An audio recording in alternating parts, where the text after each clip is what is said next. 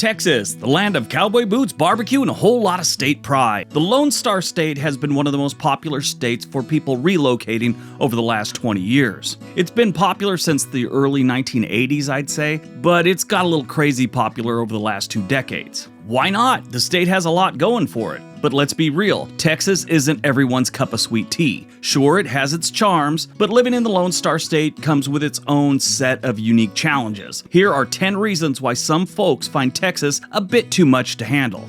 Got it? Get it? Good. Let's take a look.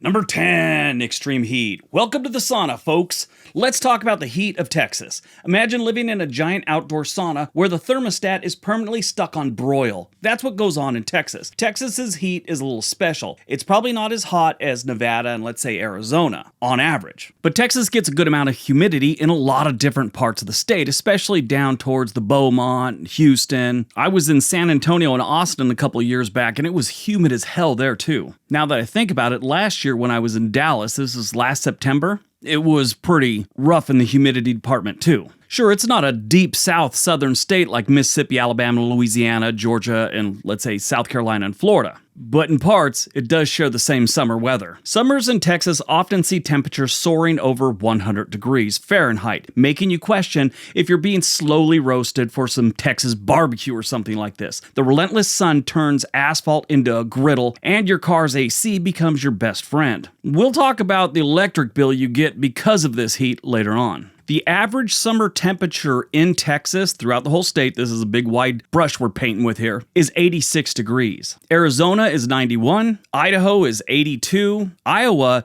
is 83. Just kind of give you an idea what other states are up against. So if you don't like brutally hot summers, Texas probably isn't for you. Some people love hot summers. Some people love hot all year long. Great, then Texas is for you.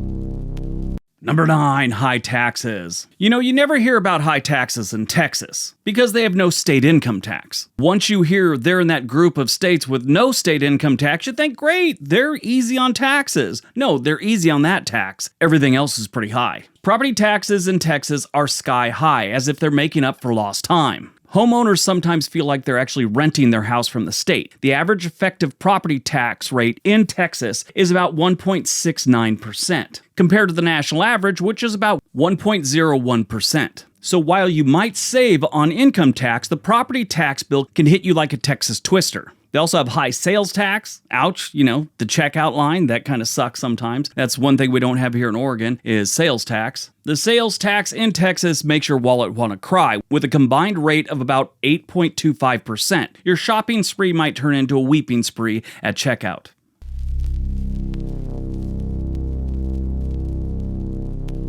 Number 8, limited public transportation and traffic. Unless you're in a handful of cities like Austin, Houston, and Dallas, public transportation is about as common as a snowstorm in July in Texas. If you don't have a car, you might as well start training for a marathon because you'll be doing a lot of walking. For many, commuting involves navigating a labyrinth of highways and byways, making a car not just a luxury, but a necessity. Now, they have these weird overpasses, especially in San Antonio is where I noticed them, that look like a freaking roller coaster. They go really high, they're on pillars, and you expect there to be a loop somewhere in there when you're looking at them from a distance. When you get on them, you realize that you're like 10 stories in the air. If you're afraid of heights, these things might upset you a little bit. That's just my own personal thing I noticed. But traffic in major cities like Houston and Dallas can test the patience of a saint. Rush hour feels more like rush day, and you're becoming intimately familiar with your car's interior. Both cities rank in the top 20 for the most congested cities in the US, where a 30-minute commute time can easily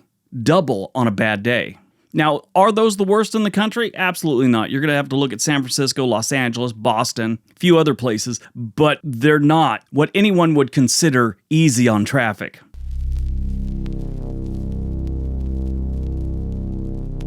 Number 7, hurricanes and severe weather. Hold on to your hat. Texas has some pretty strange weather that usually includes a lot of rain and a lot of wind. Hurricanes and tornadoes are kind of a big thing in Texas. Texas weather is not just hot, it's wild. From hurricanes along the Gulf Coast to tornadoes and thunderstorms, the state offers a full buffet of natural disasters. It's like Mother Nature has Texas on speed dial for calamity. In 2020 alone, Texas was hit by 4 major hurricanes, making hurricane prep an annual ritual. On average, Texas sees about 137 tornadoes every single year. A large majority of them are small and they really don't do much damage, but they do get some big ones. While I was researching this, I thought for sure most of the tornadoes would be happening up near the Oklahoma border because that's Tornado Alley and all that, but no. Harris County, home of Houston, Texas, that's the county you're most likely to see a tornado in Texas. And that's according to the National Oceanic and Atmospheric Administration.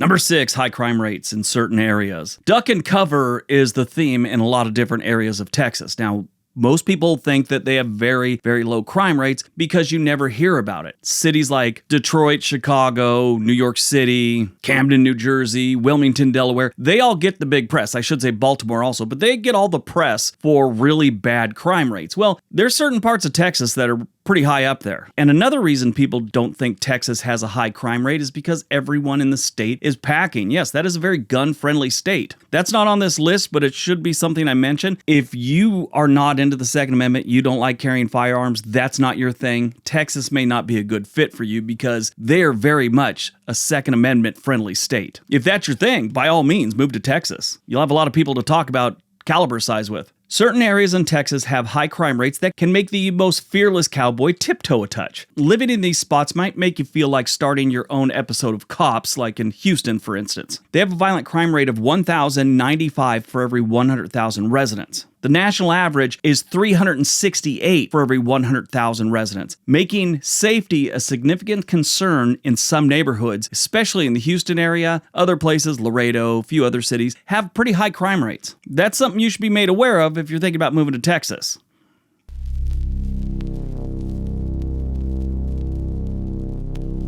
Number 5, limited access to health care.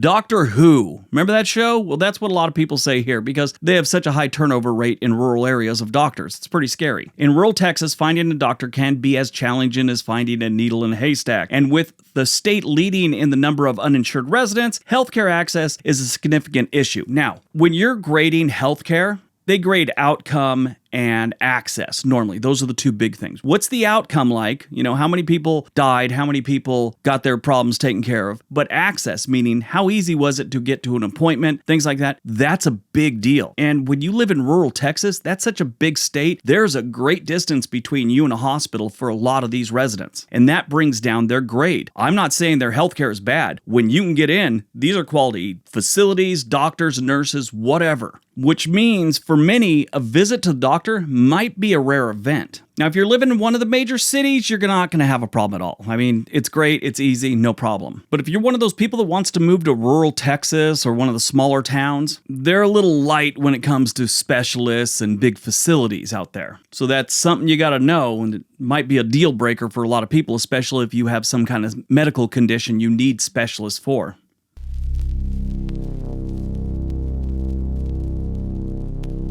Number 4, conservative politics. Texas is a red state, conservative state, Republican state, whatever you want to call it. They have been heavily conservative for a very long time. If you're more of a liberal persuasion, you might feel like a blue dot in a sea of red, constantly defending your tofu-eating, Prius-driving ways. Texas has voted Republican in every presidential election since 1980, and the state's legislature often reflects this political stance, influencing everything from education to healthcare. Now, that's how it's always been, but things are kind of changing. Texas is moving towards becoming a purple state. They've got a ways to go, but in recent elections, they're starting to not be as strong in the red department as they always were. Now, a lot of Texans blame all the Californians that moved in there, and yeah, that does play a part of it, but it's not the whole story. In the 1970s and 80s and most of the 1990s, right around 65% of all first-time registered voters registered as Republican. That is a really high percentage, because you don't just have 50% Republican and 50% Democrat. Democrat. You also have independents, which usually makes up the lion's share of first-time registered voters and the overall states. That's just how it is. But 65 is a big number. In the early 2000s, it dropped down to about 50% Republican first-time registered voters, about 30% Democrat, and the rest were independents. Well, 2016 rolled around and it got a little weird. 41% of first-time registered voters registered as Republican, 32% registered as Democrats, and the rest were independent. There's incomplete data right now, but trends are showing that by 2025, independents could possibly be the largest voting bloc in Texas.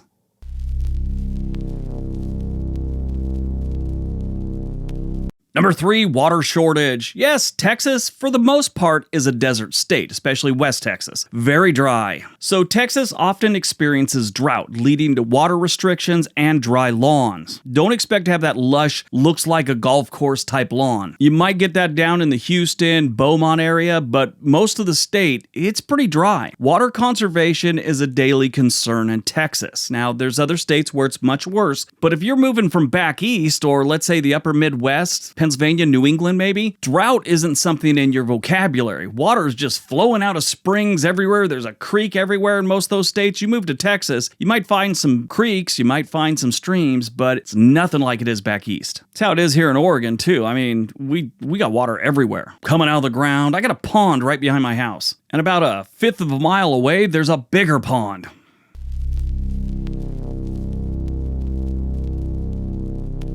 Number 2, high electricity bills. Yep, with the deregulated electrical market, bills can be shockingly high. Your AC might keep you cool, but your electric bill will leave you sweating. Texas residents pay an average of 14.85 cents per kilowatt hour compared to the national average of 11.54, making energy efficiency a key concern in Texas. This summer, your bills will be outrageous. I've seen different numbers, and it depends on where you are in the state, but you're going to be paying about 25% more than the average state every single summer. Now, Arizona's higher than Texas, along with Nevada and Utah. Hawaii's pretty high also, but you need to save up for your electric bill during the summer. On average, Texas residents spend about $201 per month on electricity. Now, that's the average. A lot of people, most people, are way over that. That's about $2,400 a year. That's 9% higher than the national average.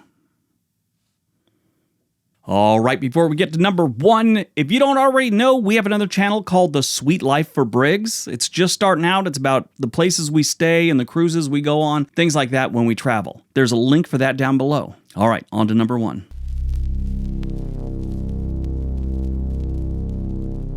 And number 1, real estate on the rise. Yep, since Texas has been popular for some time now, real estate prices are adjusting. When you have a lot of people coming in, your prices will go up. As soon as there's a housing shortage or not as many houses available, they're going to start raising prices. This goes for houses that you're buying and rent. Now, they run into another problem. Texas has been putting a lot of effort into bringing in companies, tech companies. When tech people come in, they're getting paid more than the average Joe. Homeowners and landlords know this, so they start charging them more, which drives up the prices in every city and every neighborhood. That's what happened to San Francisco, along with a whole bunch of other problems, but all these tech millionaires and stuff and their workers started getting paid an obscene amount of money. Well, landlords and homeowners know that these people have money to burn, so they jack up the price about 20% every single, 2 or 3 years, and you get what you have in San Francisco. A $3 million home that would go for $450,000 in Texas. That's what's going on in San Francisco. Now in Texas, they're at the very beginning of this. It's getting bad, and it's going to be moving up. As long as they stay popular and as long as the state keeps enticing tech companies to come into the state, you're going to have this problem. With all those Californians moving in, they're in a place like in Los Angeles. My parents' home right now is worth $1.2 million. It's nothing special. It was in a blue-collar neighborhood in Torrance, California. That same house in some place like Texas right now can go for about $500,000, maybe. But since it's in California, where a lot of people have a lot more money, prices are going to be more. Just how the world works. Well, a lot of people from California and other states like New York have moved to Texas, and they see these homes that are better than the home they left in their old state for half the price. They're going to snatch it up, and they may even pay 10% over the asking price just to get it. This again drives up prices. So if you're thinking about moving to Texas to get a good deal, it's still there, but it's not going to be there for long.